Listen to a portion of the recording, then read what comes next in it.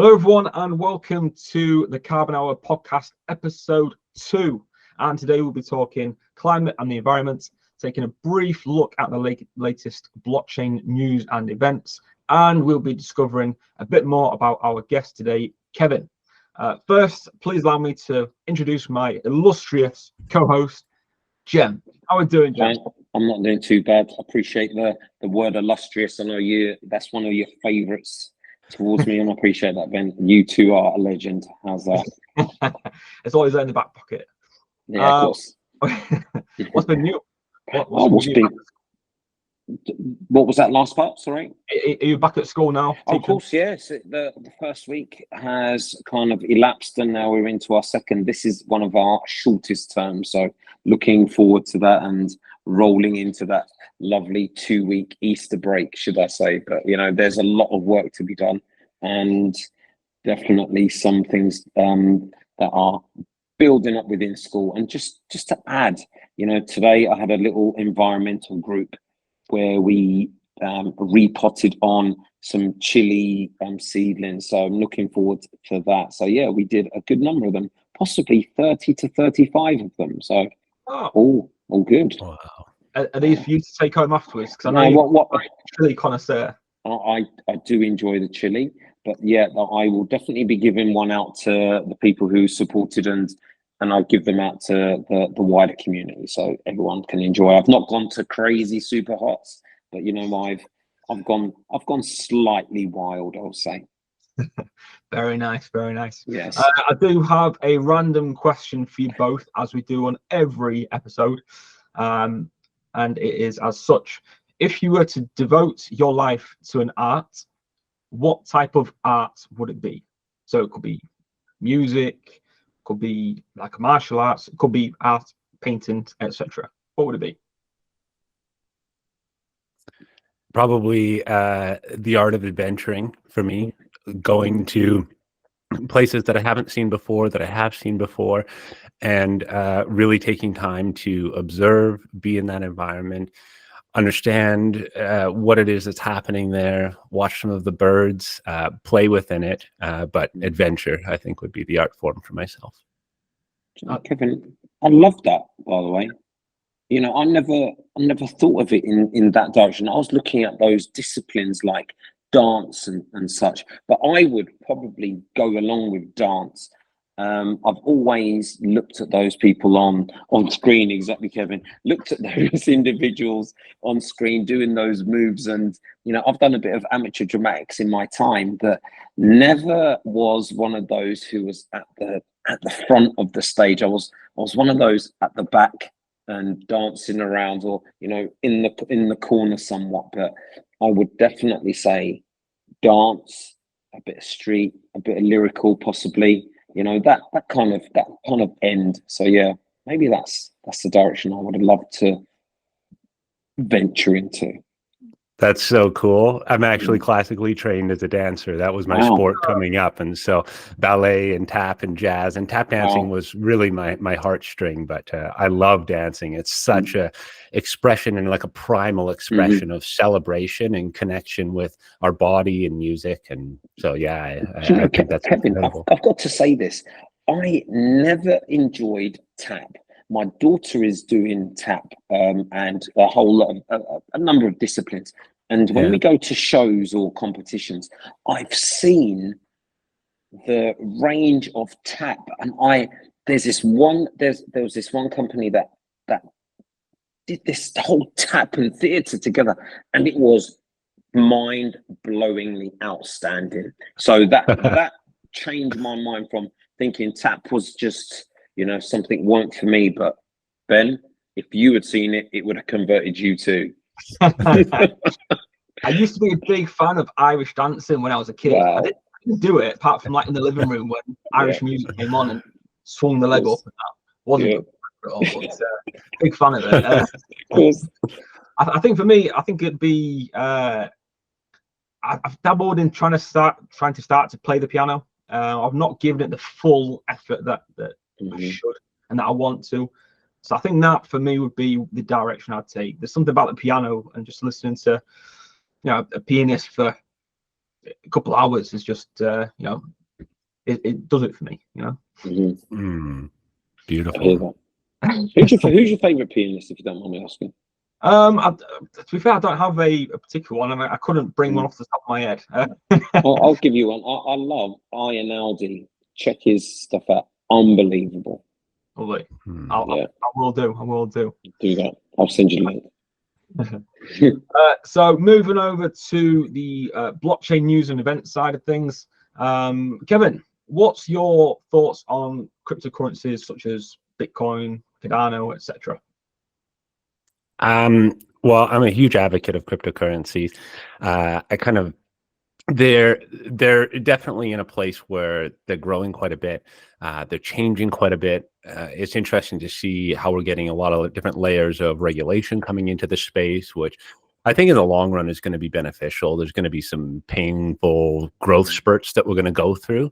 But generally, it kind of feels like cryptocurrency is in this angsty teenage part of its life where it's really trying to break out and be like, no, I can be my own person or my own being and independent. And it's trying to break away from that parental relationship at the moment. And so I think that we're in for a wild ride over the next 100 years. The next couple years are going to be paramount for the development of the industry, and it's I can't seem to get enough of it. However, it is an incredibly volatile space still, and so you have to have quite a risk appetite to be able to stomach some of that. But all in all, I think it's a fantastic space.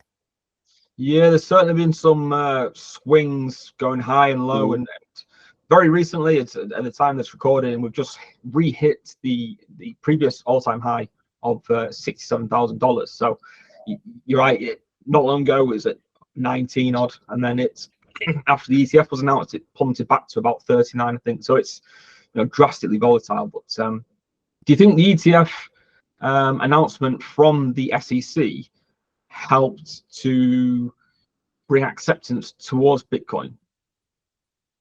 I think it did in a number of ways. I also have a suspicion that a lot of institutions have bought good portions already, whether it was, a public holding or probably, some kind of a private thing.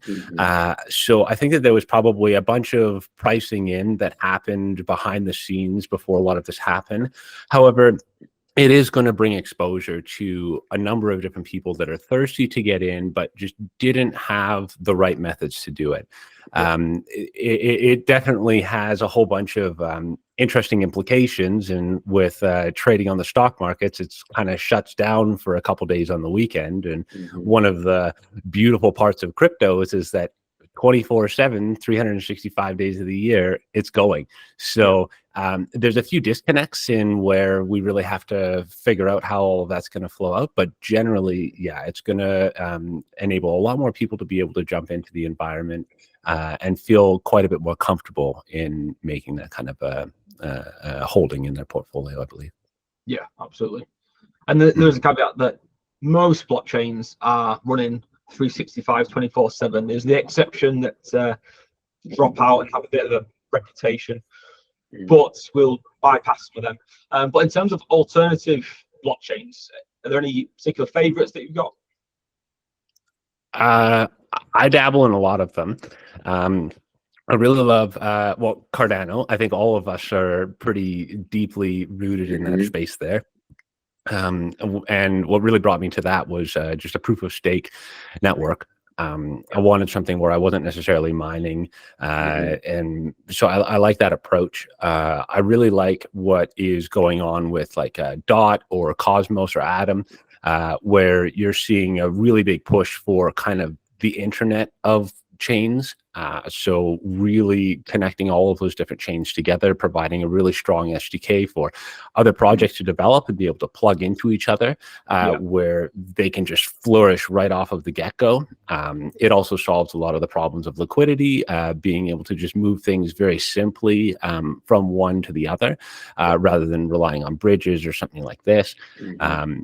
There's a lot of really cool EVMs that are out there, like Arbitrum or things like this, that are just really like layer 2 solutions that allow for super fast transactions, really cost-effective transactions, and I think that that's going to really play a large role in not just trading of things, but decentralized gaming, for example, is probably going to have some really big boosts with that, as well as like when you look at like a cash network or something where it's like a data center, there's some really cool initiatives that are going on around serving information in perpetuity and in a transparent way.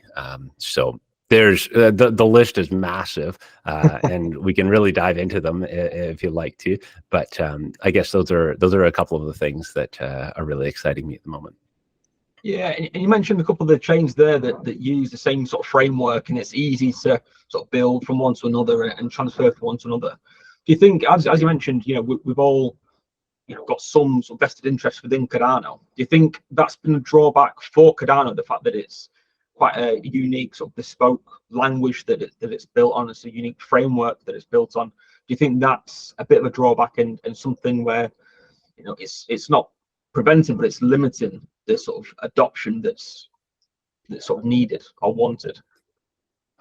From an inception perspective, it's definitely a challenge, in that when you're building something on Ethereum, everything's in Solidity and it's a standardized language. There's so much documentation on it. It's really easy for people. Well, it's not really easy, but relatively easy for people to pick up and just to start running with.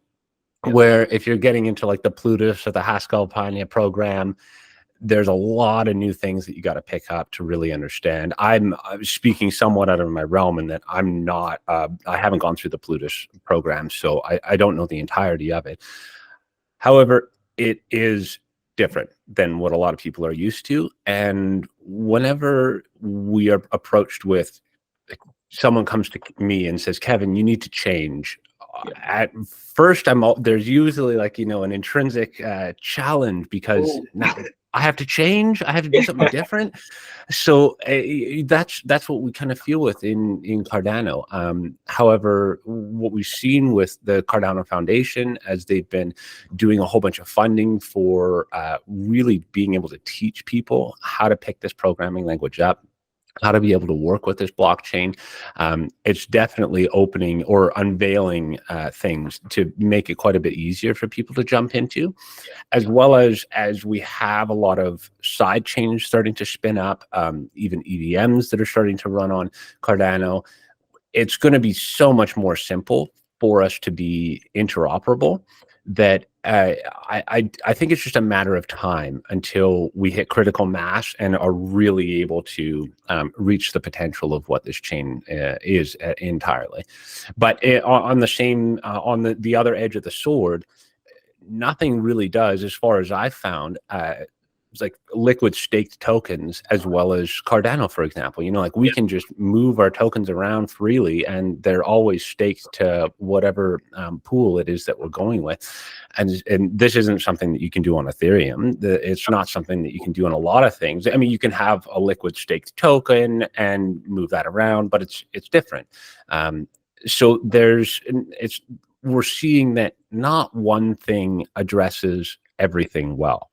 And I think that there's a lot of opportunity in that sentence alone, in that we're going to need a bunch of different tools to work with, and some will be contextually appropriate for one thing, and others will be contextually appropriate for another. So I don't think that anybody should be sleeping on Cardano by any means. However, it is a bit of a challenge in being in such a unique language to work with. Yeah, I definitely agree. A lot of work is being done to try and simplify things. They are exploring other languages other than Haskell and some of the ones that's being used. And I know Cardano Foundation are doing a lot of work to make things a lot simpler to onboard new users, to onboard new developers. So it is one of those where, as you pointed out, it is getting there, and it's starting to sort of realize that it's a necessity to make everything simpler. and the work is being done. So I Mm-hmm. I agree. Jem, any thoughts on that? Do you know, I do mirror a lot of what Kevin has just said there. You know, definitely, if just to go back a good number of steps, you mentioned about those risk takers, and I do agree with you about that. People who are delving into Cardano or any other kind of crypto. Definitely, there is that risk tag. You do need that third eye to look behind your shoulder in some particular manner. But yeah, I totally do mirror that. It is something that we are at that point where I liked your analogy about the teenager, and I think we're at that particular juncture in time. So yeah, I do mirror a lot of the things that you've just said, Kevin. Cool. All right. So this is the time where we take a bit of a deeper delve into Kevin. Very pleased to be chatting with Kevin, a traveler of the world, serial entrepreneur, and permaculture expert. Kevin, please introduce yourself and tell us a little bit about what you do. Sure. So yeah, my name is Kevin Dubiansky. I am a resident of Western Canada. I live in Alberta. I was born and raised in this province, and it always keeps bringing me back. So there's an aspect of it in which is home. I feel as though I'm a global citizen, and I'm connected to places all around the world, and I very much love them. In terms of the things I do, I touched on it briefly. I'm an adventurer. I love to get to different environments and play within them, whether it's fishing or sailing or rock climbing or whichever. I just love to be outside in that. What I do professionally, presently, I'm a regenerative land consultant. And so I help people figure out what are their goals that they have in life, distill that into a roadmap, and then come up with a bunch of strategies on how they can implement that in their properties. So that's largely for ranches or homesteads or large holding dwellings, land trusts, quite a myriad of different things. I'm like you had mentioned, a serial entrepreneur. So I have a number of other businesses. I'm only operating one of them or I guess a couple of them at the present moment. And one is a labor-based business. Another is it's not really a business, but it's an NFT initiative on Cardano called NFT Seed. And yeah, so my calling in life, my purpose on this world is to steward nature and to help find ways that we can align ourselves with what nature wants and the beings of nature, flora and fauna, into a harmonious arrangement that is abundant for everyone, so that it's not just based on extractive mining of food crops or resources, but something that is giving back, leaving a regenerative future for that. So yeah, that's in a nutshell kind of what I do. Love it. I love the term global citizen. How has that impacted your approach to business and even life itself?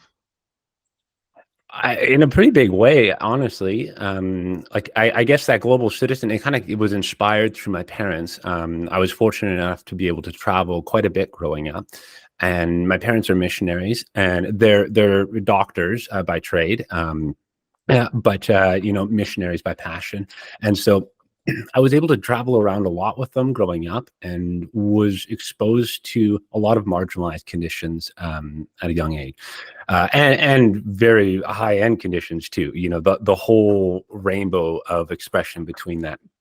And so when I entered into post-secondary education, I was originally doing a bunch of science work. I thought I was going to become a doctor, and then I shifted gears into business program and focused on international entrepreneurship.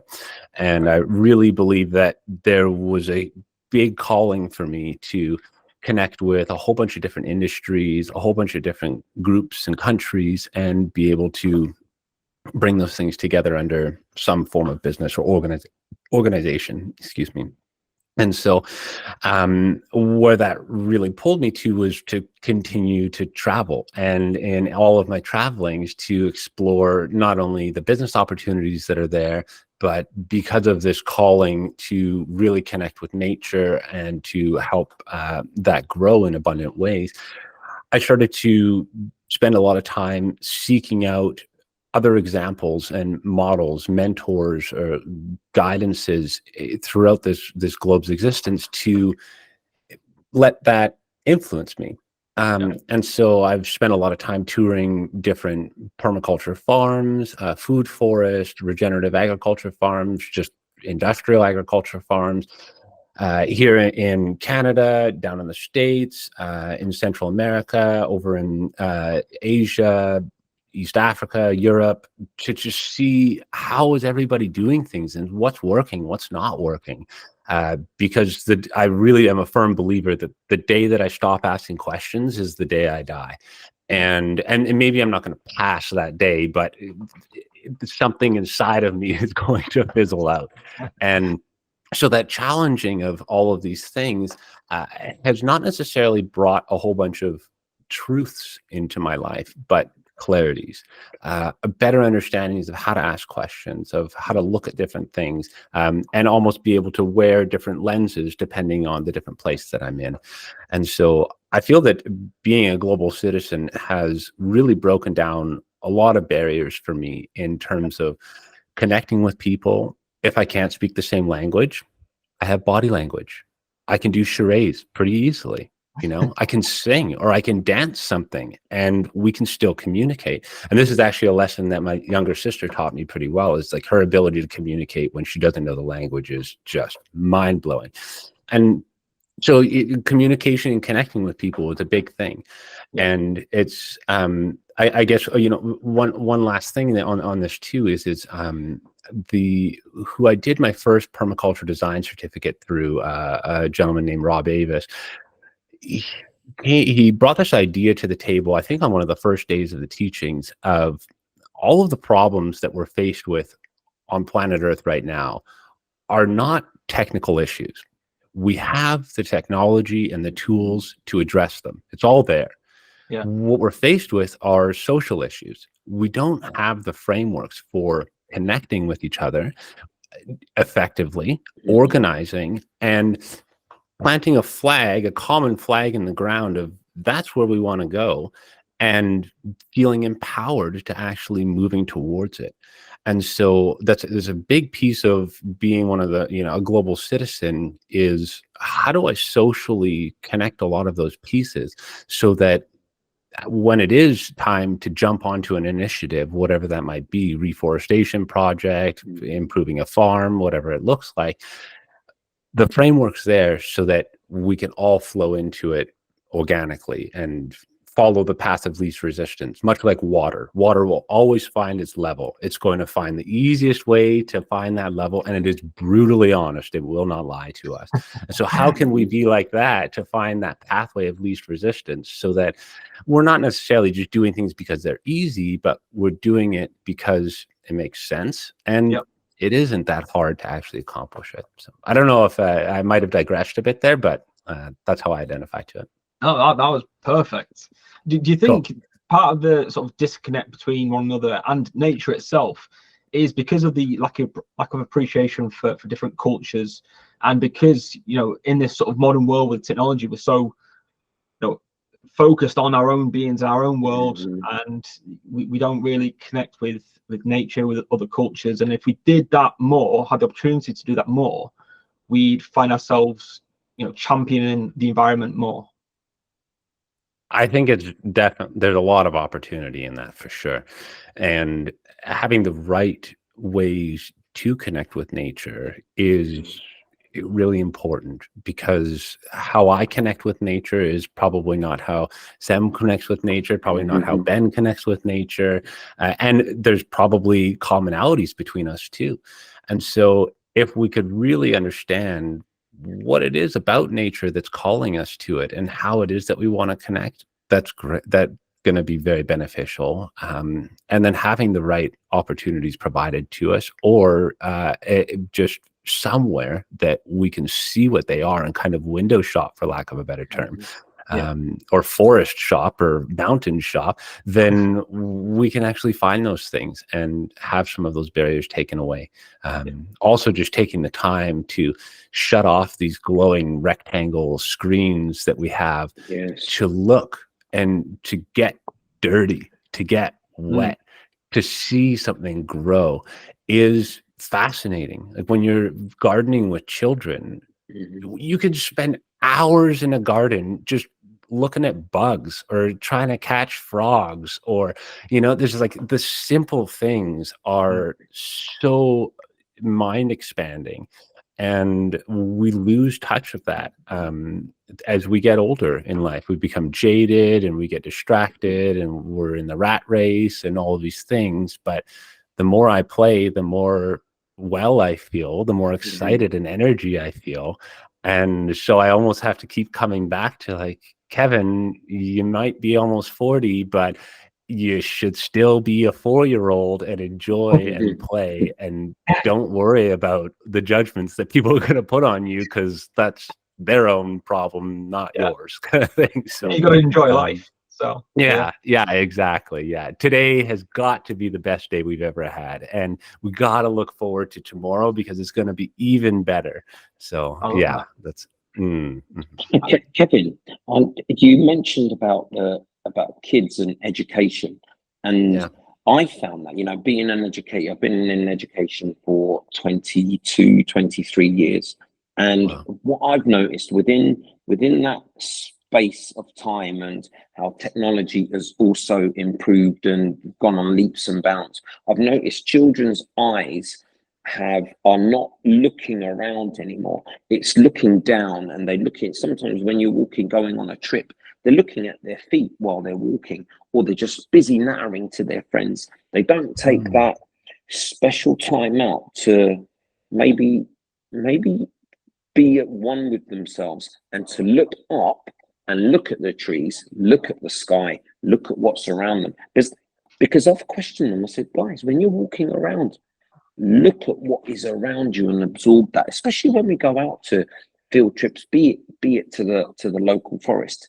The children are busy interacting with themselves, which is all fine and great, but I think they're missing that grounding of being out and looking at nature and feeling at one. And I feel it's that progression in technology has possibly drawn them back, and the stimulus isn't the wider world. It's what's in that, the screen that we, creates the problem. It's got its uses, but for children, I think that's where the major issues are, personally. Yeah, and I think the point that you were touching on before, Kevin, is just get out and about, especially for the kids. Get out and about, play in mud, rediscover the world around you. And I think it's really important that initiatives like you mentioned earlier, even just planting something, it's just that reconnect, is that understanding that life sprouts from this one little seedling. Indeed. And it's really important that schools take the onus on themselves to help instill that within the kids, I think. And it is that, and when you've got someone equally as passionate for the environment and wanting change, then the children will also feed off that passion and enjoyment. We even have the kids asking me to pick up the litter pickers and go around the playground and pick up rubbish, which is, I didn't think that would be something they would enjoy, but this is what they're requesting every Monday. So I'm like, okay, let's go around. I pick up the black bag, and we go around the perimeter of our school, collecting what's been blown into the corners. So they've got that understanding that they're picking up the plastic to place that into the bag. So they know that part, that shouldn't be a part of nature. So, it is, the kids are inspiring as much as I'm trying to be that inspiration. Yeah, love it. Love it. Before I do pass over to Jen for a couple of questions, for those that aren't aware, just explain to us, Kevin, permaculture and that sort of industry. Sure. So there's one of the founders of permaculture is a gentleman named Bill Mollison from Australia. And it's really the convergence of two words, permanent and agriculture, coming together in permaculture. So the basics of permaculture is a framework of design for approaching a property, an environment, even your life, businesses, but particularly properties, on how to look at the most challenging landforms or pieces of an environment to change, to the most simple things to change. And in that, there are a number of different elements, but it typically starts with geography. Is very challenging thing to change. You're being able to look at what are property specific locations. So what would a ridge be in an environment? What would a valley be in an environment? What's the geology that's comprising of that environment itself? What aspect does it share? So, what cardinal direction is it facing? What's the slope that's involved within that area? And so you do a very thorough understanding of what is geography. Then we kind of step into the next, which is climatic factors. And so here we're looking at solar patterns, wind patterns, precipitation patterns, temperature, microclimates, this kind of things. Again, we're not gods. It's very challenging for us to influence the weather. However, if we do know that if we have a substantial stand of trees, then it is going to rain after that on the windward side of that. And so climate is the next piece that we really look into. Then we jump into water. In water, we're looking at sources of water. So where is it coming into a property from? Where does it sink off of the property? So where does it exit from the property? How are we storing water in an environment, in cisterns or ponds or ditches, for example? What are shields to protect us from water? And then there's areas of access. So major roads that are coming in, how do they interact within your specific environment? What are the pathways for walking, for example? Fences. So then what are we keeping out, but what are we keeping in? And then gate infrastructures, corrals and panels. So these are things that are facilitating the movement of high touch points of, muster areas kind of thing, if you will. Then we jump into like an analysis of flora. And so what are the plants, the trees and the herbaceous species, the mycelial species, overstory, understory of forest, fauna. So then we're looking at all of the different animals that are within an environment, birds and ruminants and everything in that picture there. Then we do a thorough analysis of business. And so what is supporting that environment? What's the technology then that's supporting that thing? And so enabling us to automate certain things. And then soil. And soil is the very last one, which is surprisingly the easiest to influence, the easiest to change and to enable us.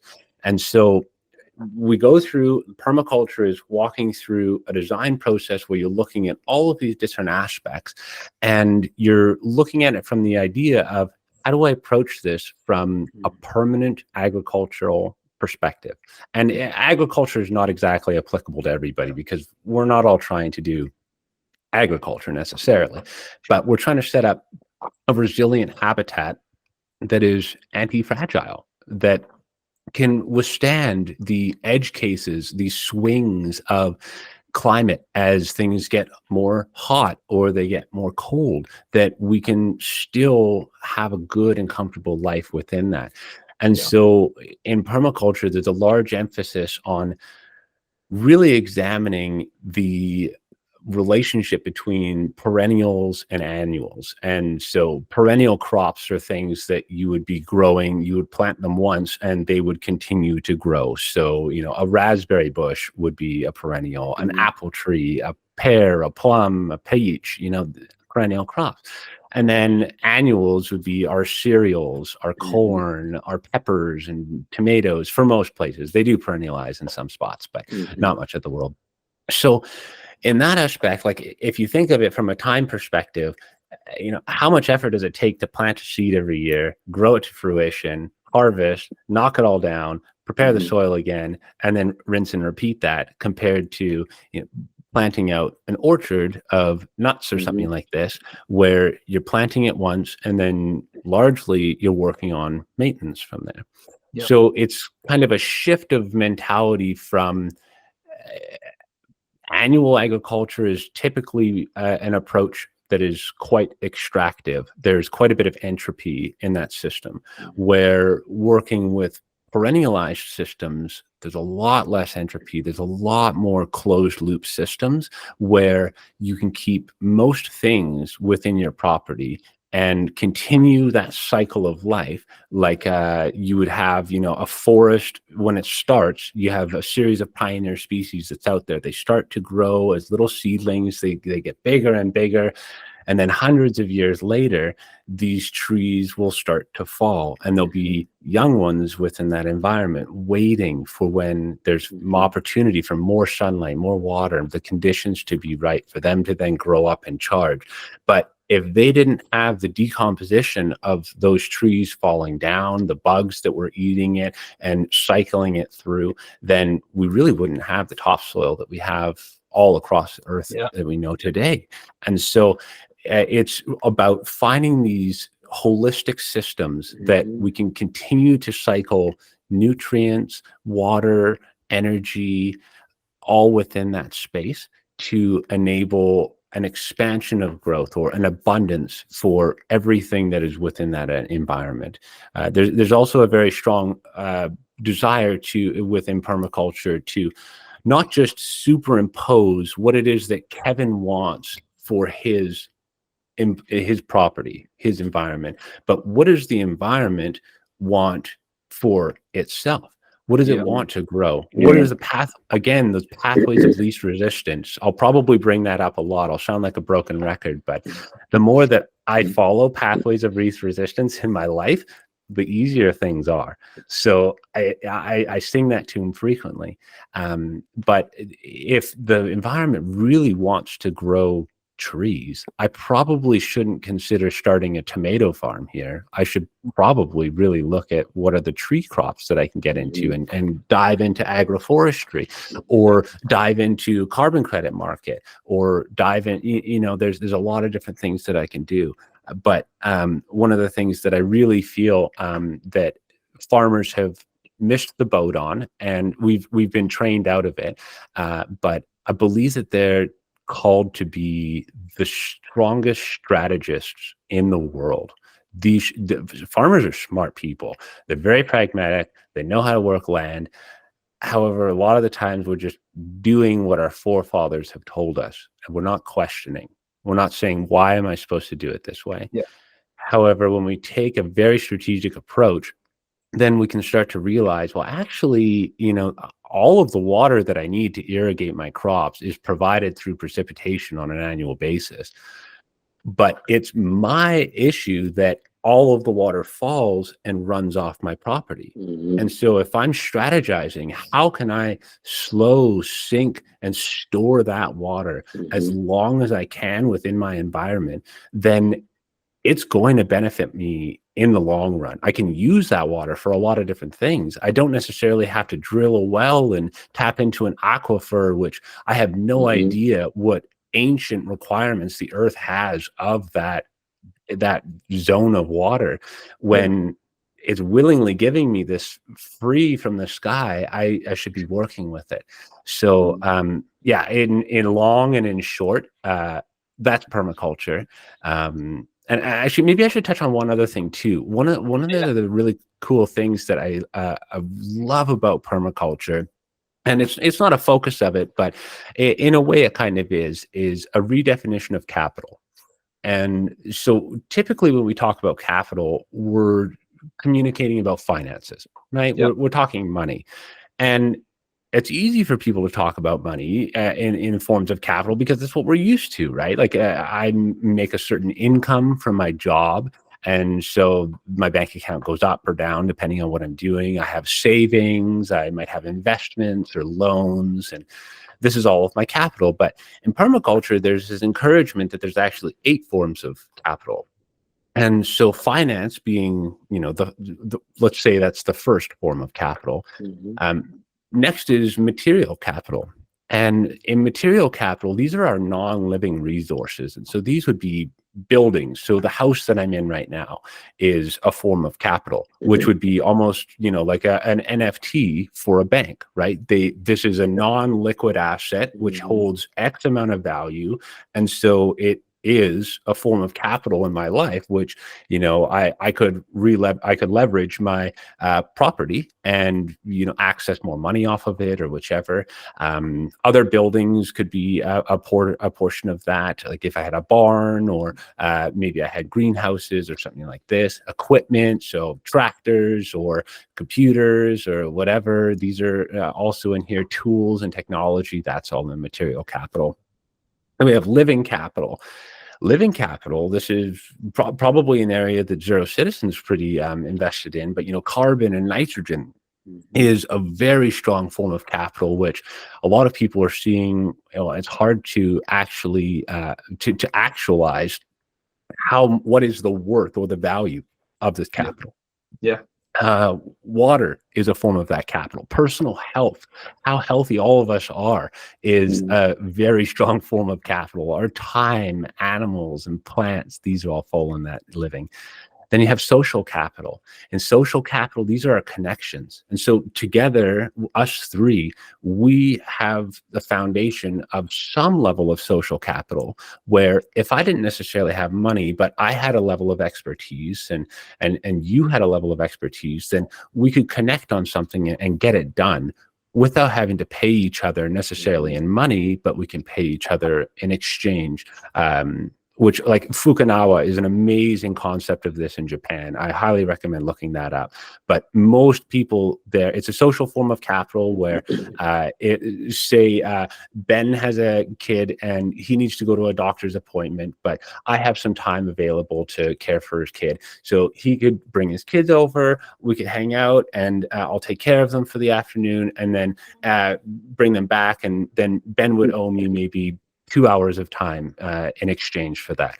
And most people that work with that form of capital with Fukunawa, it will actually prefer to pay for things using that method than using their fiat currency. So because it makes them feel something, it makes you feel something connected. So social capital is another really big aspect. Spiritual capital, like rituals and belief factors are a big piece. Experiential capital, the things that we've learned throughout life and everything that we've gone through, all the skills that we've accumulated, our physical experiences in life. We have intellectual capital, so the trainings that we've had, the ideas, the partnerships, intellectual property that we might maintain. And then finally, and not least, cultural capital, the songs and stories and traditions and arts that make us very wealthy.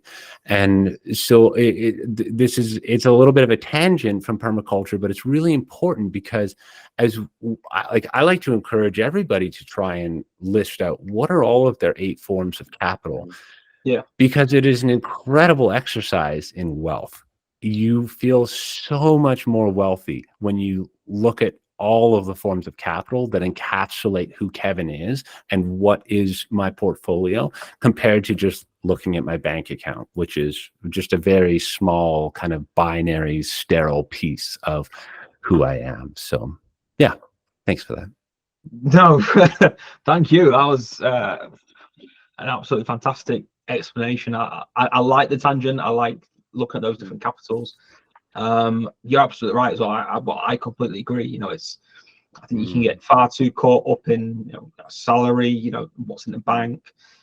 Sometimes not even stop to realize how lucky and fortunate you are, to have the house and to have the family that you've got and all that sort of stuff. So I absolutely buy into that as well. And thank you for the really detailed insight into permaculture. That was great. I could listen to you for hours. So.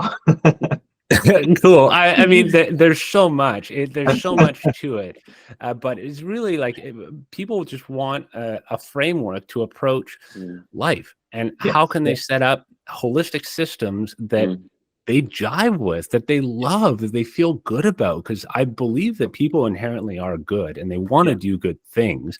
Sometimes we all make bad decisions or poor decisions, and that's okay. Because another really strong thing or mantra, if you will, from permaculture is the problem is the solution. The solution is always within the issue that you're looking at. You just have to look at it from the right angle or have the right data to be able to then feel empowered to make a decision about that.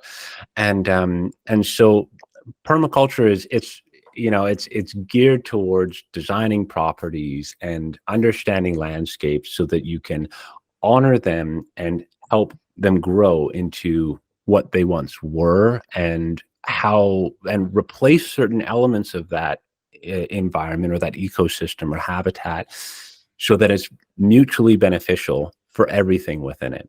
So that if an understory tree, it could just be, an aspen, but if I replace that aspen with a nut tree, then I'm going to be able to have some nuts out of it, or my pigs might be able to have some nuts out of it, and it's still going to be serving the same function within a forest. And so you can start to design things and design yourself into a much more abundant future. Perfect. Thank you very much for that. Jem? Yeah, I've got a number of questions. I'd just like to say, Kevin, I thought that was a super description of those capitals that you just mentioned, and I've got to mirror what Ben said. I could listen to that for quite a long while. I would say I like the word you used there as well. There was that holistic word, because you're looking at it as in you're not just compartmental kind of ideas, but looking at it as a whole. And I think how life has taken us down this journey, sometimes we don't look to the left or right. It's that looking thing. And I think, Ben, you mentioned it, sometimes the bank account, you need to look a lot more to the side, Ben. I do agree. So sorry, Jem, you just broke up then, just as you was saying what I said previously. Sorry. What you said about looking at like family, looking to the left and seeing a family, looking to your right and then seeing where you are living and or your local area, those defining you, as well as not just the bank, not just the job, or those things that are always conditioned within our head. And I like that. And I just want to move on to some of your work that you've mentioned about being that global citizen, and I love that word that you mentioned there as well. In my time, I've done some work over in West Africa, Gambia, and I worked with a number of NGO companies over there, with some building schools, others within education, and there were some that dealt with planting of looking at what the locals would want within their local area and what could grow well. So we were looking at cashews, some were looking at neem trees, and others were looking at moringa, and how the benefits of that. And these particular quick growing crops, with the moringa, it's got vitamins, from A to G in some particular way. And you mentioned that you did some work over, or you still do some work over in East Africa. Can you tell me can you expand on the ideas of, I think you mentioned about tree planting over there too. Can you expand on some of those ideas and what you do over in the continent of Africa, if you don't mind? Sure. Yeah, certainly. So I had mentioned briefly that my parents are missionaries and working on projects frequently. And so in 2009, my father founded an organization in Ethiopia called Hope Ethiopia. And this was an initiative to really help build a basis where orphaned children and destitute women would be able to come and live well. There's also, we set up a training center there for trades, to teach people different trades. But really, Ethiopia over the last 60, 70 years has deforested itself into some big issues. I think around 2009, they were at about 3% of their natural forest growth. And so they cut down 97% of their forest for predominantly heating and cooking. So a large part of the initiative was doing a reforestation project. And this was following along a river valley that's right by the project, which is about 2 hours south of Addis Ababa, the capital city there, in a small town called Harbachulule. And in this space, we were doing a big reforestation project. And as we were working through and planting this environment, we really realized that there was a large disconnect with the community, predominantly the farmers there. And it is a agrarian culture. There's a lot of farmers and reliance on it. They didn't understand how to really care for a lot of these plants. They also didn't really understand what was the potential of what could be grown. And then when you start to talk to younger generations, I would ask, children or people that were my age, what did this environment look like when 200 years ago? And they say, well, it looked like this. It looked the same. It was fields. But then if I would ask an elder, what did it look like here? It was forested. There were lions. There were monkeys. There were hundreds of different kinds of birds. And so we started to very much realize that a lot of people are quite disconnected from where they have come from and what their home was. And so we started to see that, okay, there's actually a really deep need for teaching a lot of this stuff. So we also started a series of orchards within the project, where we're trialing a whole bunch of different types of plants to grow for production there, and largely to feed our own community. We have a very small allocation. Like typically we try to grow 75% of the stuff for in-house consumption and utilization. 25% we can work with off sales. And this is basically just to continue to support the initiative themselves. So we started to do a lot of orchard work, and then we would bring people in for workshops, teaching them how to do tree grafting and put the right kind of fruit onto the rootstock of different things, so that it held the resiliency in the environment and it could still grow the produce that people were looking for. As we would start teaching, not just the children and the people that were the direct beneficiaries of the project, farmers would come by, and we would encourage them to come in to run workshops with them too, so that we could start cultivating the landscape at a larger scale and have that benefit really trickle into the entire community. So it started to expand in a lot of different ways, where we thought that we were just going out and starting with a reforestation project, but in reality, again, it's not that it needs more forest. We need more people that understand that this was a forest environment. It was a very different forest than it's not just like the eucalyptus that you see everywhere there. That's imported. That's of European influence.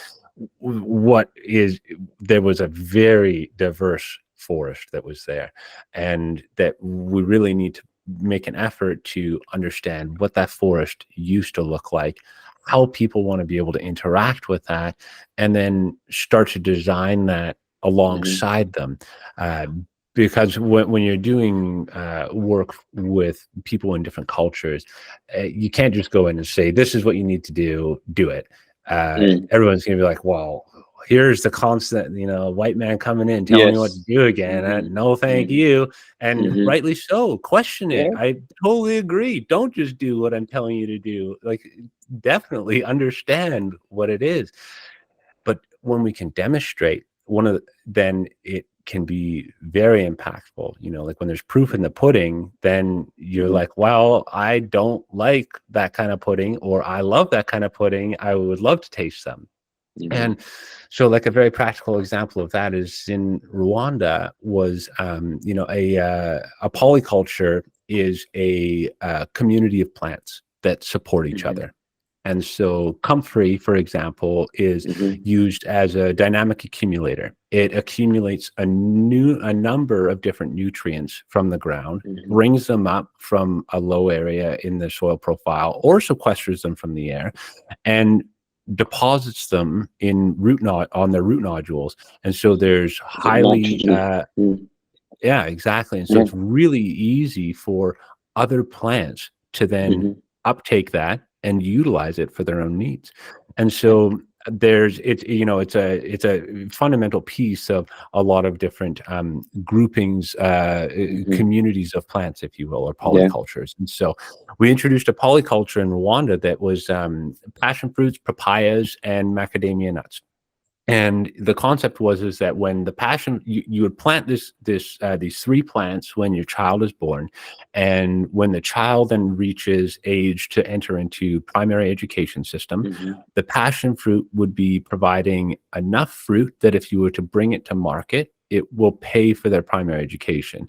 Once the papaya grows into fruition, then they start to enter into the midterm of their primary education, will provide enough to pay for their education all the way until they're entering to post-secondary.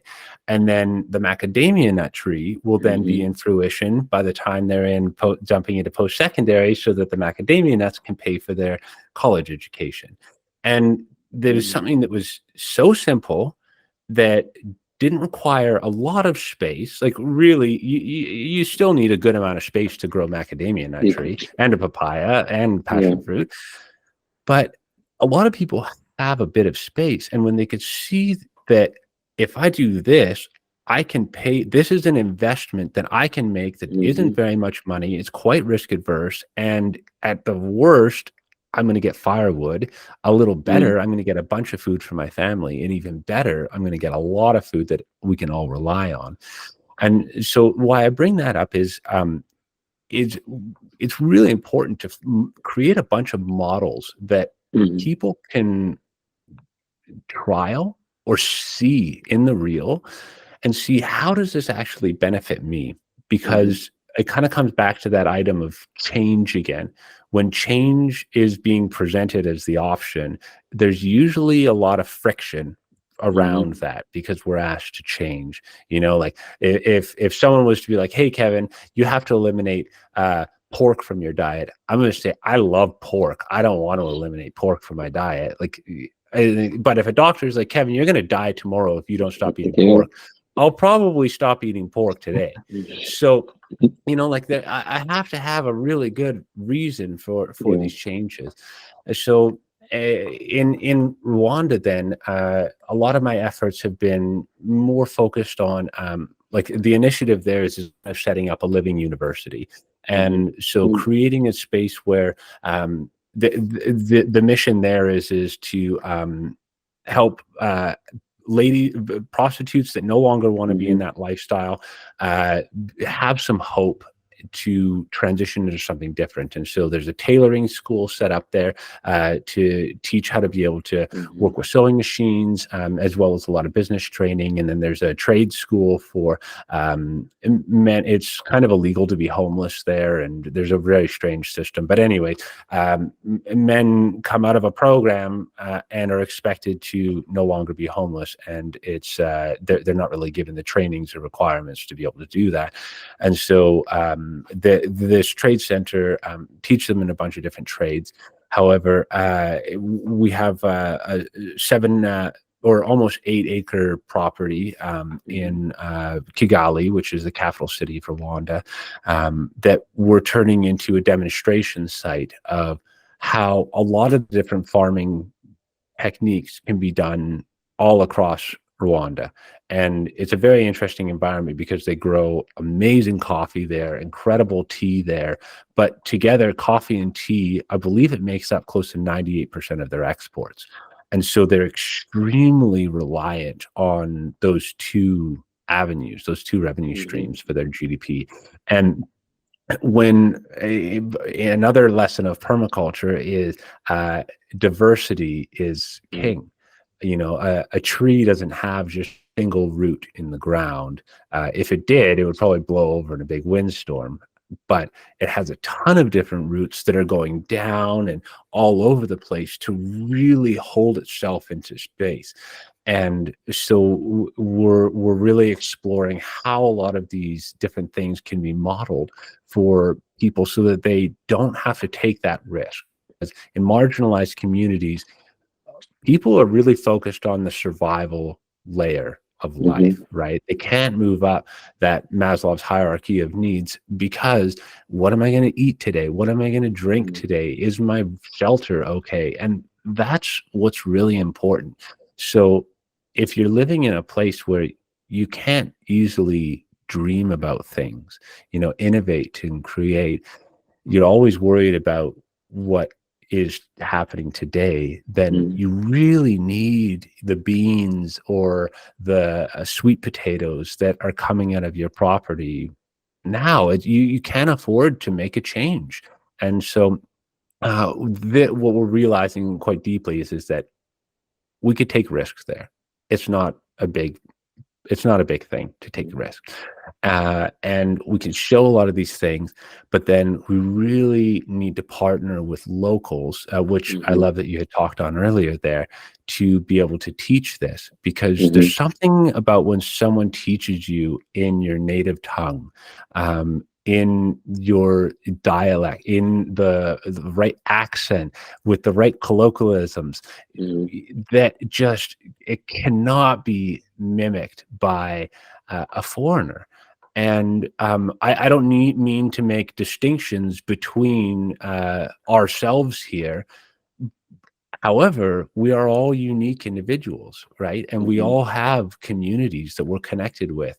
So it's really about empowering people there. So I guess it's kind of like a long answer to it, but I've been involved with, so tangibly, we've set up quite a reforestation nursery in Ethiopia, also orchard nursery for a myriad of different crops, apples, highland mangoes, citrus, these kinds of things. Taught a lot of people how to work with these things, implemented some fish pond activity, started up an apiary, worked on like a chicken program. We've got a couple cows over there for milk production, and then meat stuff when it reaches the end of its life there, and a lot of training programs. And then in Rwanda is largely designed because we've just acquired that land a few years ago, and I've only been over there a couple times in the last 5 years or so. COVID really threw a cramp in that, but nonetheless, it's been really design heavy, as well as connection heavy. So finding the right people to employ in that project over there, so that we have the right botanist and the right people to maintain the project in the long term. And right now we're kind of just in the process of setting up our plant nursery and market gardens, to be able to grow a lot of the foods for our direct community and do some off sales as well. But then the plant nursery is largely for the expansion of that land, putting in the shelter belt, all of the different orchard and farm examples that we want to show, and then probably giving a lot of that to the community as well. So yeah, that's largely in East Africa. Do you know, I absolutely love the work that you're doing, and I love the whole idea of having those companion plants. And definitely what intrigued me was planting those 3 crops at the beginning of a child's birth and reaping the rewards as it would be. You know, and I think that's very admirable of the work that you're doing over there to encourage and, you know, and should I say to plant more trees in some aspect. But then, you know, some of those problems that you mentioned are mirrored over in West Africa as well. And it's all about chopping down of the trees to either cook with or heat the home. And you know, they also used to have emus and hippos and a variety of different birds, and you know, be it the whole flora and fauna. But you know, and I think, I think they're probably at that point where they're noticing the deforestation is getting to their house, or should I say, that desert-like conditions are approaching their front door. And I have this feeling with these groups that are coming in to do the similar work that you're doing over there. I'm hoping that change does happen at community level, because it is the community that need to lead that particular charge. But yeah, there's an awesome series called the Global Gardener series, and this is, again, it was a series that Bill Mollison did, that guy that I had mentioned earlier, and there's a segment they do in India where Bill Mollison had taught this one gentleman how to all about permaculture. This gentleman just completely excited about it, passionate about it, started teaching everyone in the community about it, and the uptake was really poor. There was not a lot of great uptake that came out of it. However, there was this one boy, and I can't remember his age, but he was like 6 years old or something like this, that was completely taken by the concept of permaculture. And he learned how to design properties, how to work with water, how to dig wells, how to do agriculture in a very practical way. And this boy would go around and make it his mission to help people change their environment. And this kid was probably the most impactful in turning the entire community around. And you should see the state of this it's an oasis now, what they have access to. And it's all because this one kid, really, this one man took time to connect with another man and share it. And then a young boy just picked it up and decided to go with it. And it just changed the world for all of these people. So it's a really beautiful example of how people need that influence in their lives, that guidance, but also just that bit of hope, and that they can do it, that everything's there. They just need to take the time to understand it, and to have the faith in themselves that they can make that change. And I hear you, Kevin, and it takes that one person to make that change, to influence others. And again, I just like to liken that same story to one that I also had witnessed over in again in Gambia. This guy in a particular village noticed this barren land, and he started to plant maybe 10 mangoes each year, and every year on 10 mangoes, 10 mango trees. And when I went there, and I was like, this is such a beautiful area, and you could see the rows of mango trees. And I was explaining that same kind of story that you mentioned about that inspiration of wanting to do something with this particular land.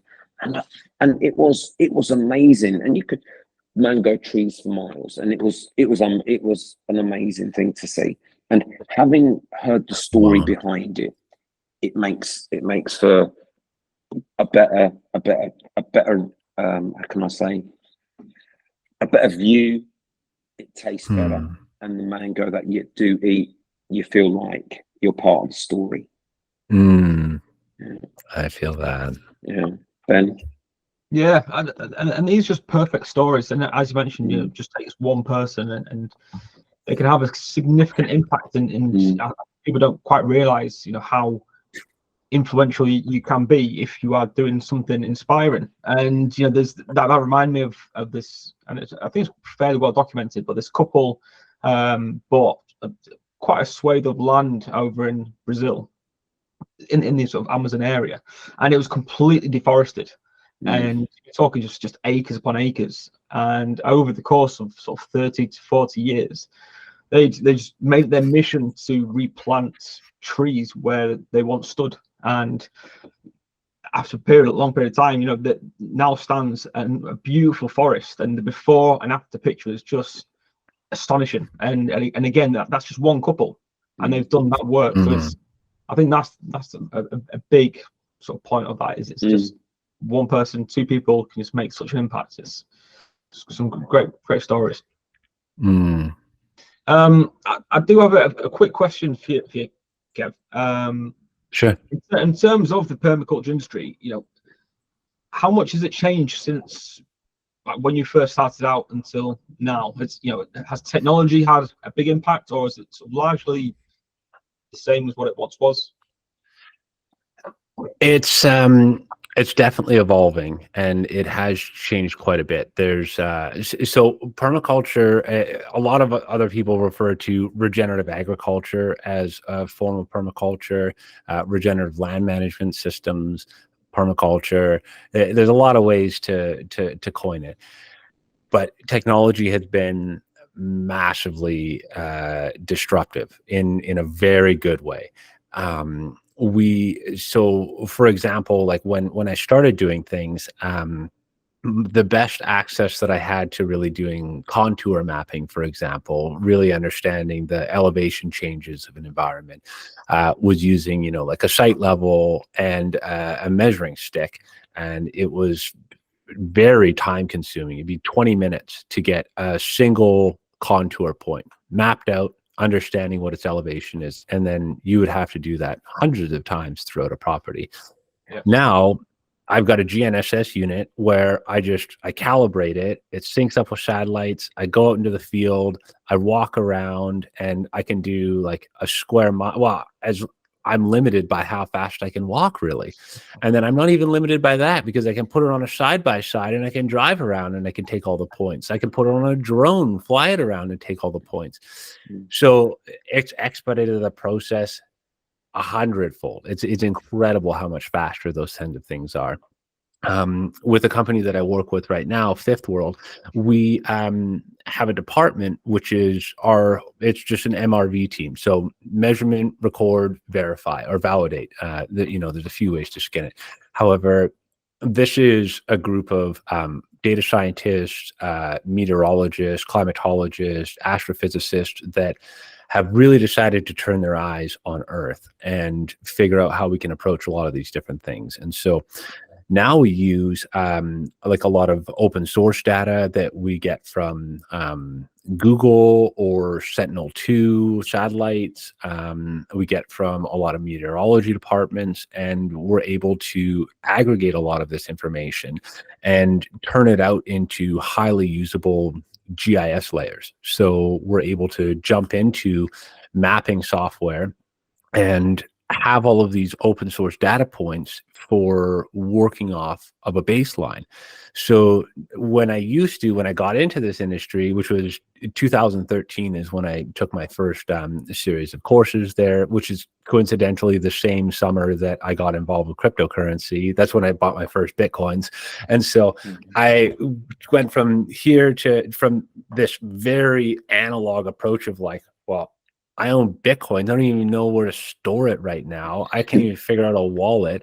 And it was the same with permaculture. It was like, well, I could do a contour map of this entire property, but it's going to take me 20 minutes to do a single point.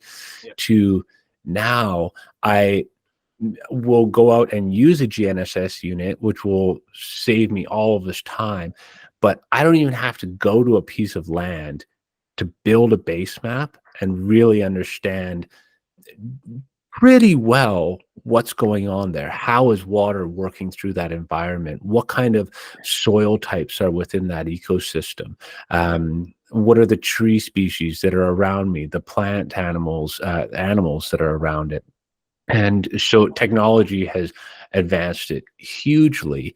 However, we really have to work with a lot of those pieces internally. And it takes a lot of effort to be able to create these pieces of software and intellectual property that can be leveraged for this type of design. And so a lot of it we've just developed in-house, and I'm very grateful that we've been able to have the time and resources to be able to develop these tools because they make my job a heck of a lot easier.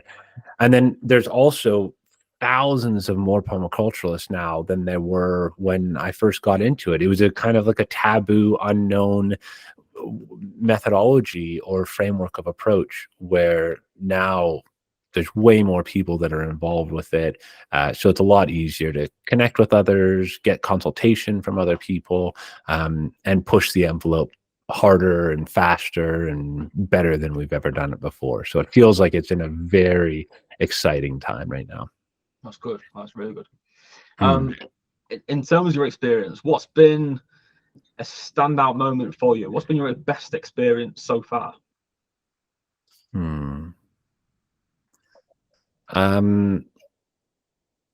Well, I volunteered for a summer in at a permacultural farm called the Kommatterhof, which was another one of the kind of the grandfathers of permaculture. His name is Sepp Holzer in Austria.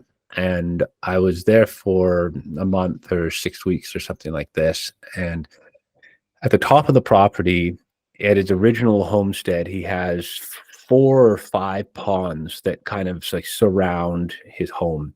And I'd been reading about how to build ponds. I'd been reading about how to do all of this type of agriculture that he had done on his property and had established it 50 years ago. And so it was old now, not old, but older, mature. And going up to the top, pulling out a fly rod and fishing in those ponds and catching different kinds of fish was just incredible. Seeing that there's such an abundance of life within this ecosystem, and really no one's really catching the fish. Like, they're not running nets through it and selling off all the fish every year. They'll go fishing a couple times a year, catch some fish and eat the fish, but otherwise the fish just live there, and it's like a bank of fish.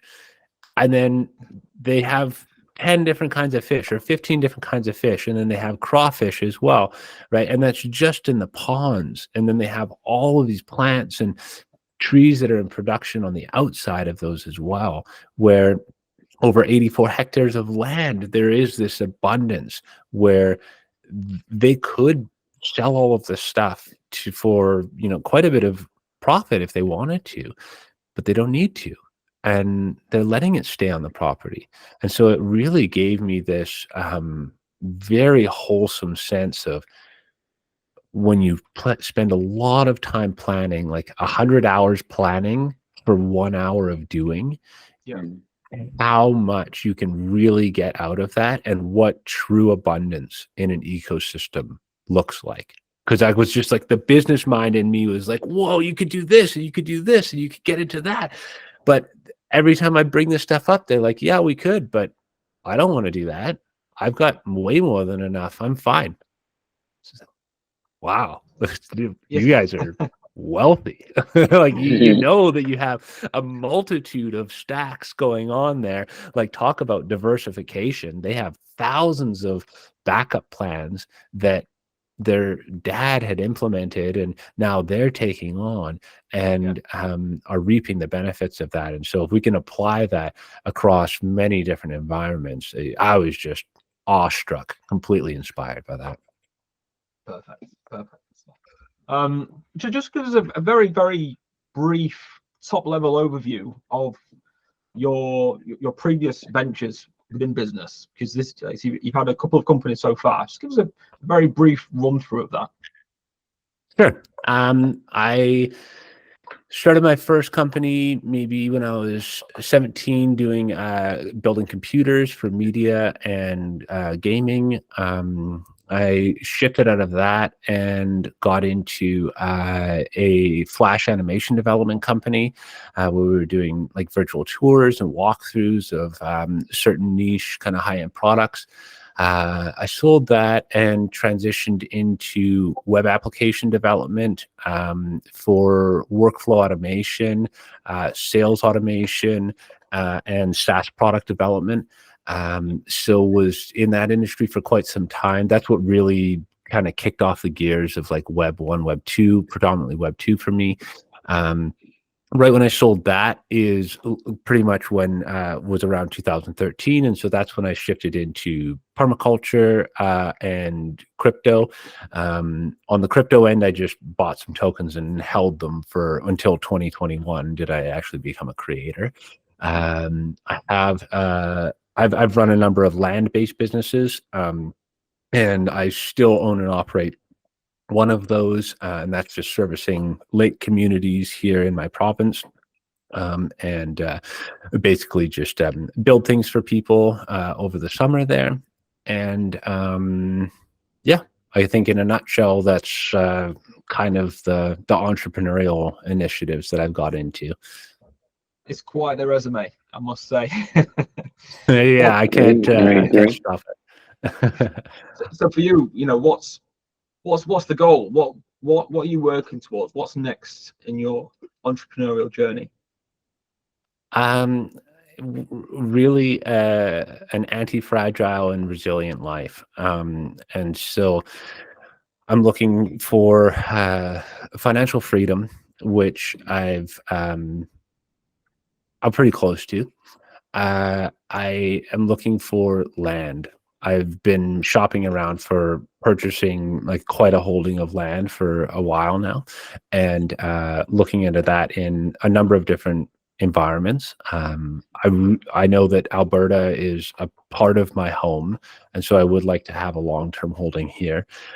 However, being a global citizen, I'm quite open to having some holdings elsewhere as well. So probably within 5 years, maybe having 2 or 3 holdings throughout the globe.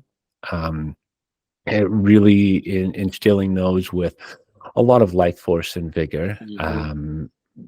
Figuring out the systems that need to be implemented in those spaces so that they're relatively low maintenance.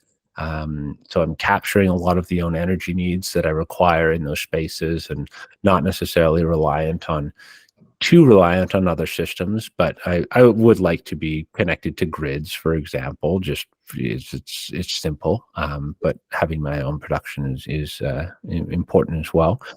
And simplifying my holdings. For a long time, I was kind of like, expand and grow and get involved in more. And I'm pulling back now. I'm really not trying to overinvest in a lot of different things. And even, my crypto portfolio is very similar. I've just been simplifying that and just staking tokens and keeping it really easy and liquid, so that if I want to pivot, then I can. But yeah, really just find that that home space that I can just be happy with for a long period of time, have a lifelong number of projects to work on. And I'm pretty it's never going to end. Like I'm saying it like it's simple, but like I'm really interested in woodlots. I want to have a lot of different timber holdings in my future. I'm super excited about orchards and nut production, particularly with running pigs and stuff like that throughout the environment to get nice and fattened up off of a lot of those different pieces. I'm really excited about niche crops. Niche and value add products are really enticing to me, and so definitely a lot within that realm. And yeah, so and then I'm just going to be I wasn't actually really looking for work, but I was approached by this organization, and I really love with the direction and where they're headed, and I feel like the best chance that I have in steering Earthship on the right trajectory is putting my time and energy into this organization right now. And so I'm also going to be giving a lot of my time to Fifth World over the next number of years too. It's like working but not working because you're enjoying what you're doing. If I can put it like that. Exactly. Yeah, exactly. Yeah. I'd volunteer to do it if I had to. It's that good. Yeah. Don't tell your boss that. Yeah. No. It is. Yeah. It's great. Yeah. It's great. And it's definitely got a lot of crypto arms in it too. So it sings all the right tunes for me. That's for sure. Absolutely. It makes sense, and as you sort of pointed out, Jim, it's one of those where if you're fortunate enough to have a job and a lifestyle that enables you to enjoy the things that that make you smile, then I think you're winning. And I think the path that you're sort of walking along it and what your aspirations are it makes me smile, because it's a very fulfilling, simple, but it's adventurous life, and it's inspiring. It's definitely inspiring.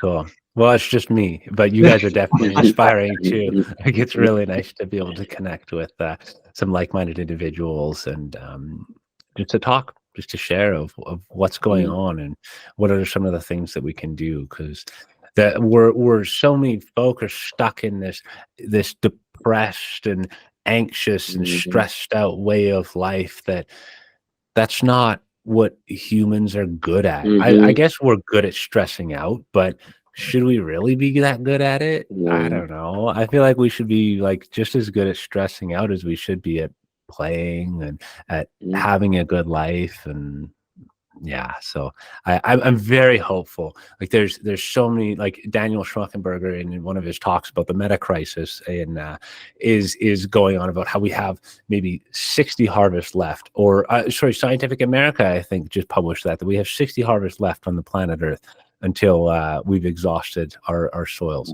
Wow. Well, that is a pretty heavy pill to swallow. 60 years. So that means that my nieces and nephews, by the time they're grown up, won't have any food. No. I refuse that.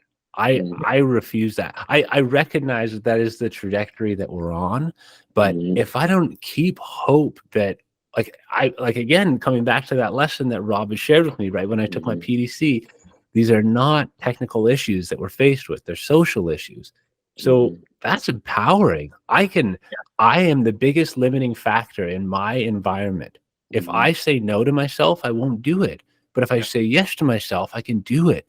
So if I say, yes, Kevin, you can change the world, then I can. And I only have to change one other person for there to be two of us. That person, then, and so in 60 years, I can do it. We can all do a lot.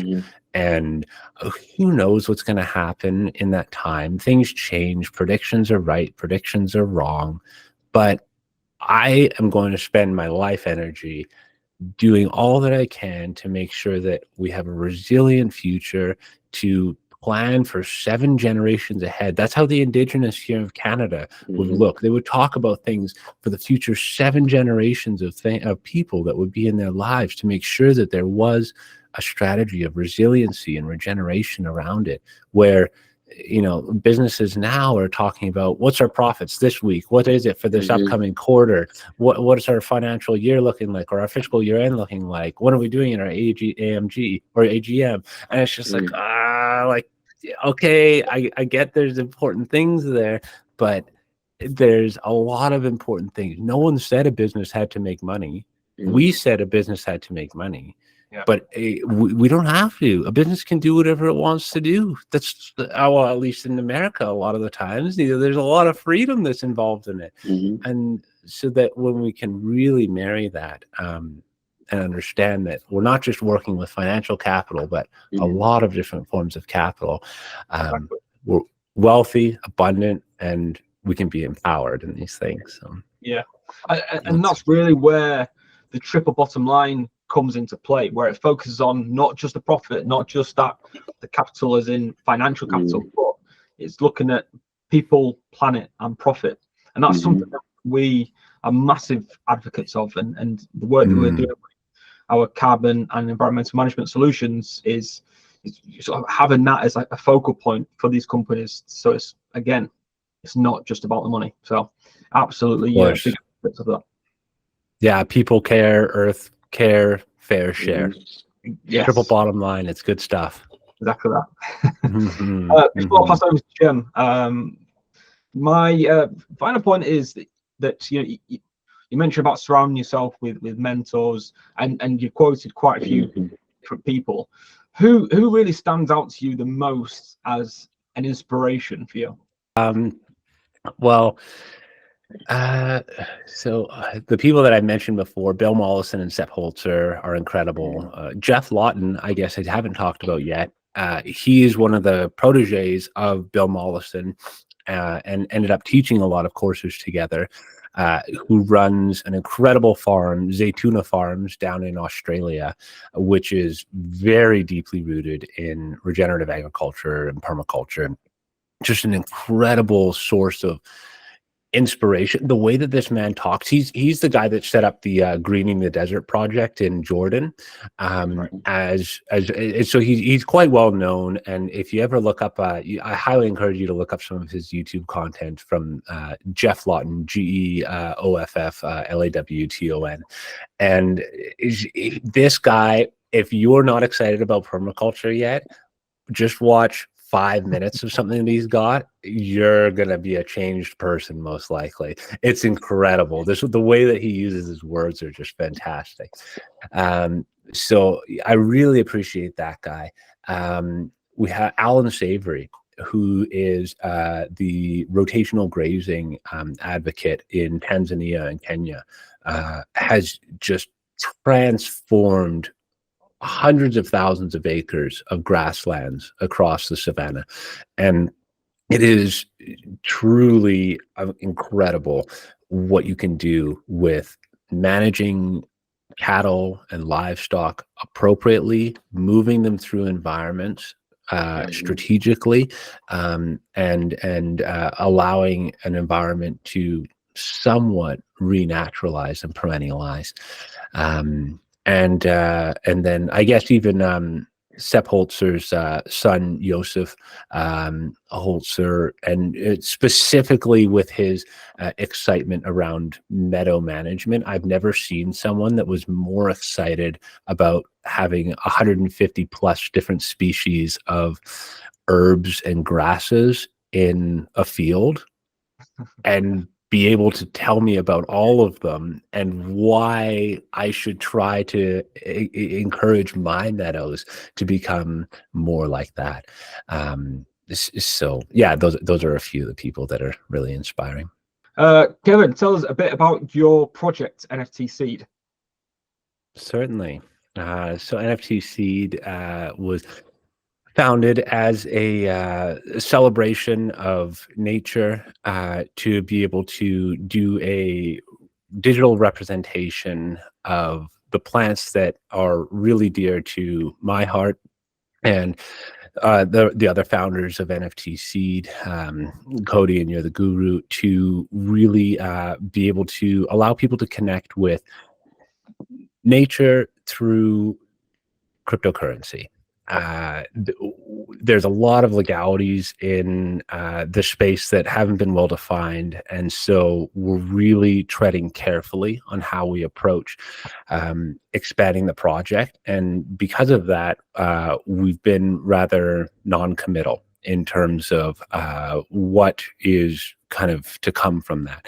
However, what we're really excited about is being able to allow people to see the reflection of plants that are growing and stay connected with them in the long term through some kind of an artistic representation, because we are the founders of NFT Seed. We're adventurers, we're creators, we're artists, we're gardeners, we're permaculturists, we're all sorts of things, and all of us are global citizens.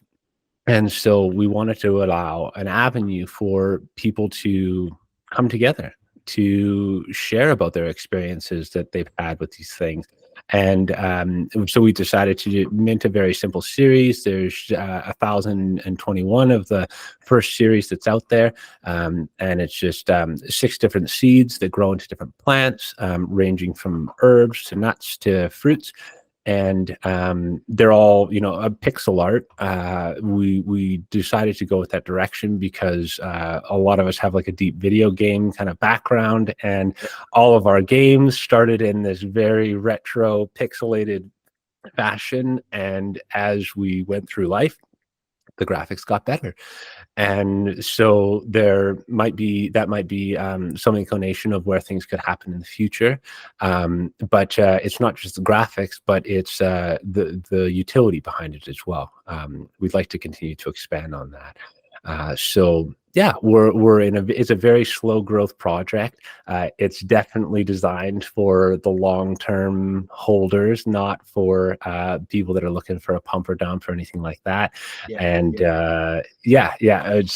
just a lot of people that are jumped in on board with us that have passions about nature, gardening, forest, animals, as well as cryptocurrency, and we're coming together to see how we can push the envelope of how things are done in this realm.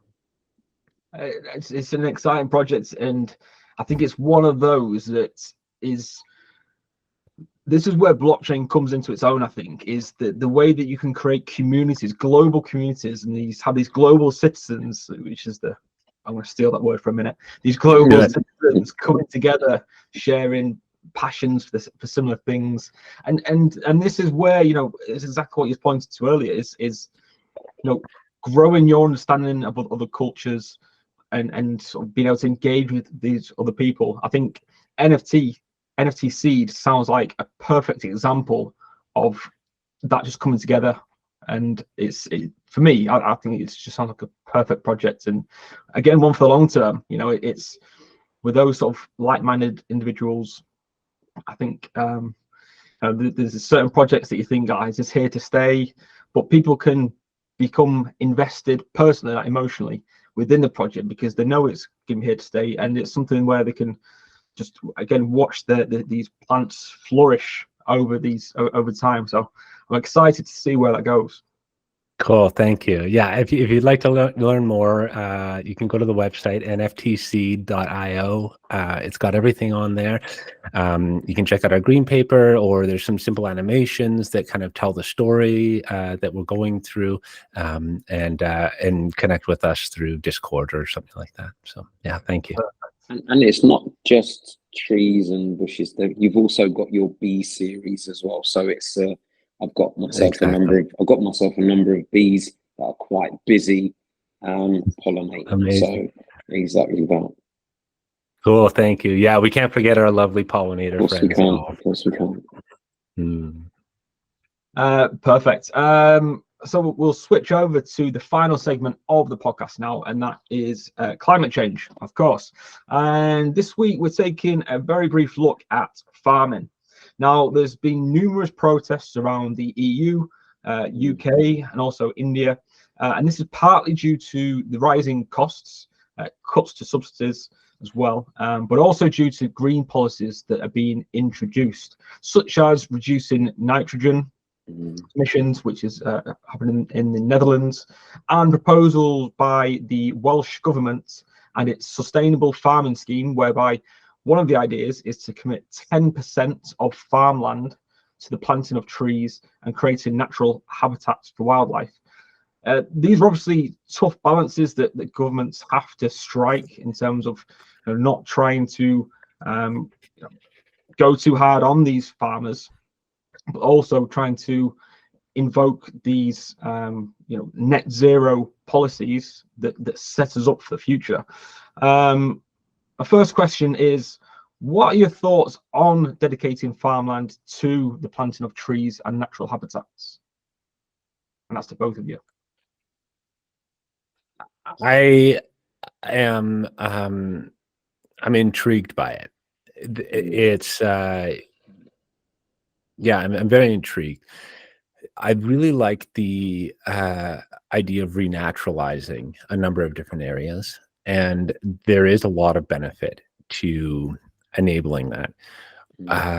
Now, if we're just going out and planting trees, it's important to understand that a forest is made up of many layers. There's 10, 12, 14, 9, it depends on the context, but there's a lot of different layers to a forest. We have an overstory to a forest. We have an understory to a forest. We have vines that grow up the trees. We have shrubs that are underneath them. We have herbaceous layers that are underneath those. We have mycorrhizal layers that are growing up.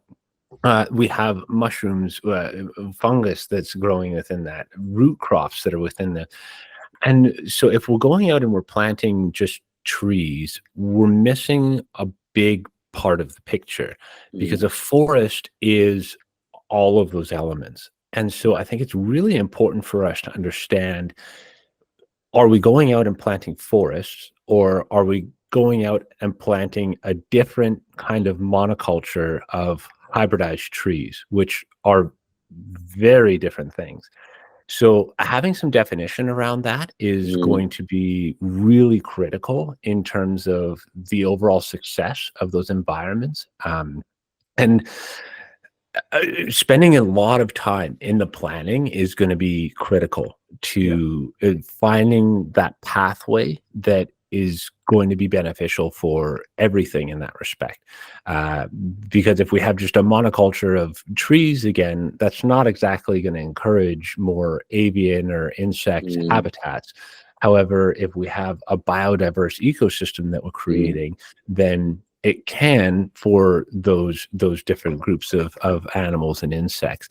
But then also, you know, stack functions of retaining more water in an environment, holding in topsoil so we're not finding as much erosion, and all of these different things. So it's definitely a conversation in the right direction.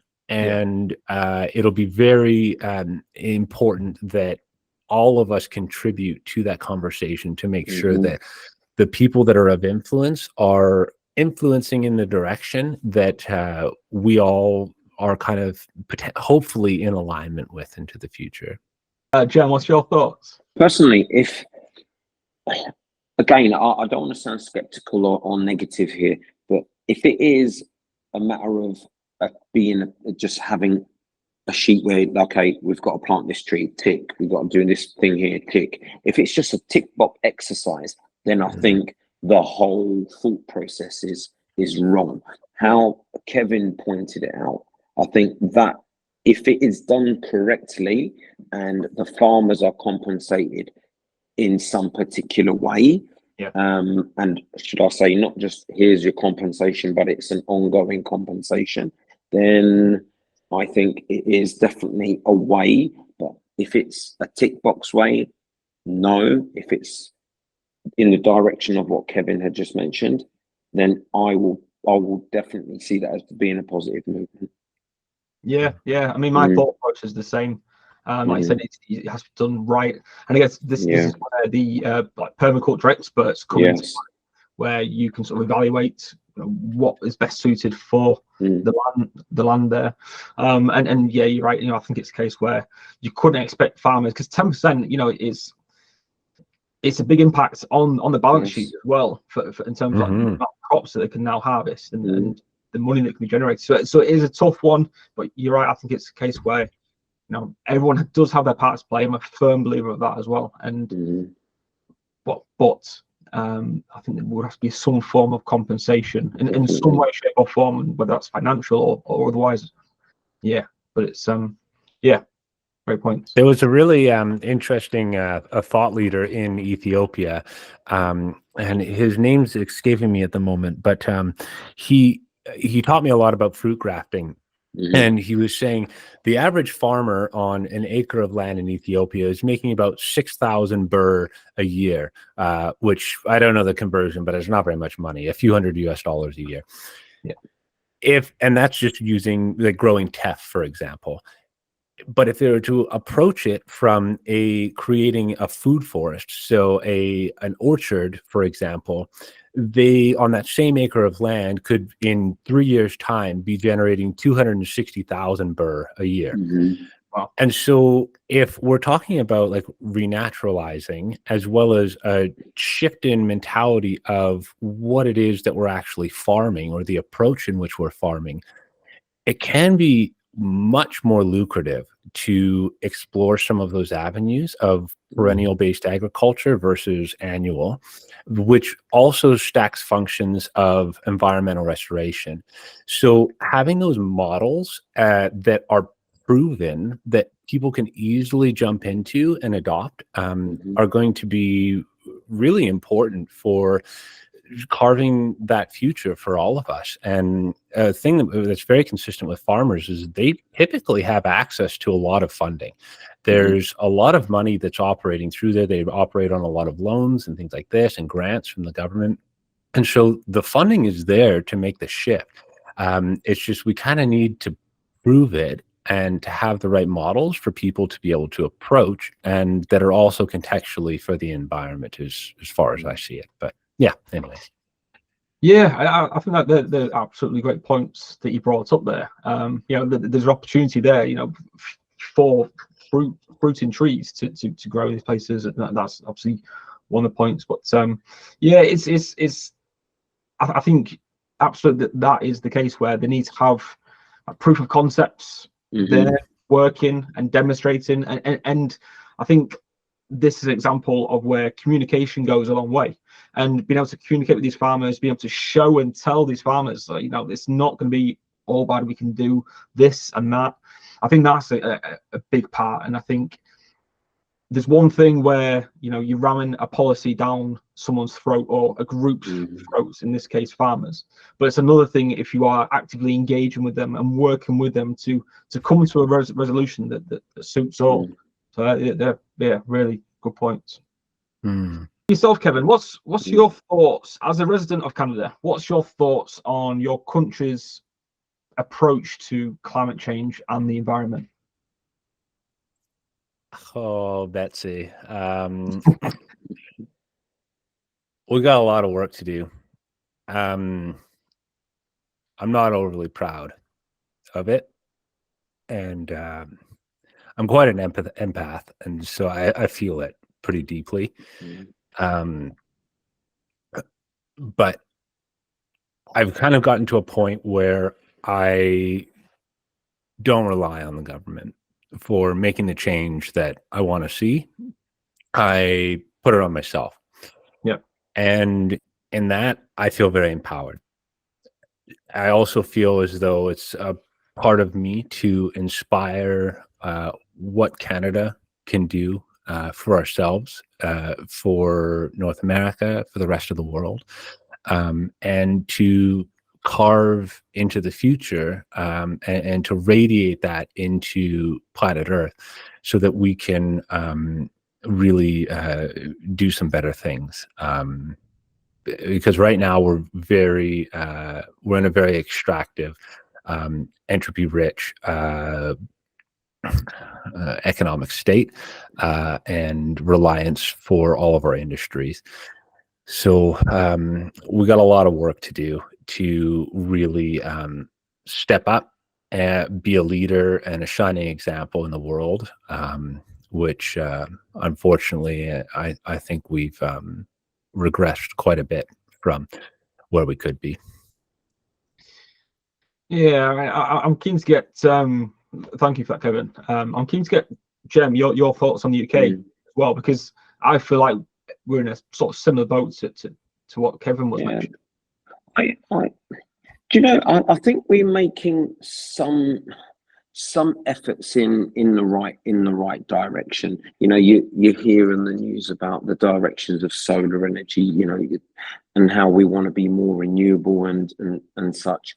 But what bothers me is when we have a new political party come in, and then it feels like we go backwards a tad, and then it feels like we're regurgitating the same things, and then we move forward, and then we go backwards a tad. So I would rather just a smooth motion forward and everyone kind of collectively moving. It doesn't matter which party comes in, just let's keep pushing this narrative. And I think that's what we need to do, not let's stop this narrative and let's move forward again. So yeah, I think that's what it is for me. Yeah, I'm of a similar mindset. I think there's been some great forward movement, some great progress from the private industry.